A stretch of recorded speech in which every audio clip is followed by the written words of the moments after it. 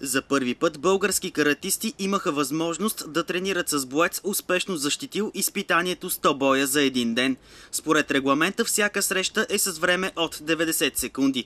Боецът се изправя срещу своите противници един след друг при една възможност да почива между 50-я и 60-я матч. Само 9 души в историята са издържали на подобно натоварване, а Тариел Николеишвили го постига през 2014 година. Изпитанието 100 боя е чест, която се предоставя само на бойци, ставали световни шампиони на без категории. На първо място, голяма част е за мен, че ми се предостави възможност да участвам в 100 боя. Цената е неизмерна, защото дори и да си готов физически и да искаш да се биеш в този тест, няма да ти разрешат. До тези битки ти трябва да покажеш, че си заслужил, с поведение, с участието ти в състезанията, за да докажеш, че си достоен за това изпитание. Руският боец разказа и кои са били най-трудните му моменти по време на изпитанието 100 боя. При 70-я бой ръката ми отказа, просто увисна и се схвана. Въобще не ме слушаше. Налагаше ми се да я подкрепям и повдигам с другата, да я спускам и да я поставям в тази позиция, за да мога да си защитавам главата. Но тя постоянно увисваше. Хубавото е, че всичко това най-накрая приключи и аз преминах през него. Въобще не исках да ме награждават, нито да ме снимат. Исках просто да легна и да лежа.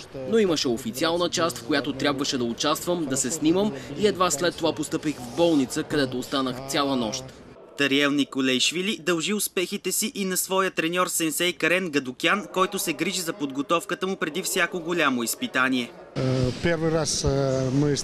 За първи път сме в България, за да проведем този семинар.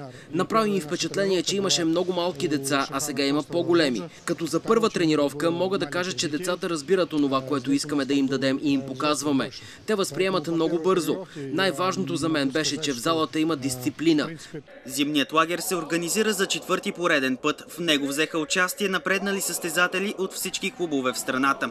В семинара беше наблегнато на Комите, където двамата представители на Русия споделиха своя опит. Това са изключително големи имена в карате кюкшин, тъй като са постигнали много големи успехи и поради това, че са един е голям треньор, а другия е голям състезател в Комите, ние ще наблегнем върху Комите и тренировката и това как да бъдем по-издържливи, за да тренираме нашето тяло да бъде по-издържливо и готово за състезание в карате.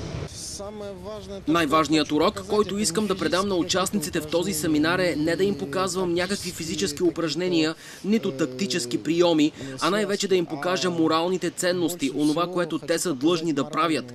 Трябва да разберат защо правят това и едва тогава ще има полза от усилията. А когато се научат да изпитват удоволствие от болката, от умората, от ударите, които получават, ако се научат да изпитват удоволствие и от това, всичко ще бъде още по-добре. Семинарът беше част от подготовката на състезателите за участието на Балканското първенство в румънската столица Букурещ на 18 март.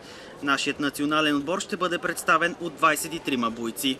Това е доста голям брой състезатели за нас, но какво ще се случи не мога да кажа, тъй като все пак е първенство, но ще тренираме сериозно, за да постигнем някакъв успех.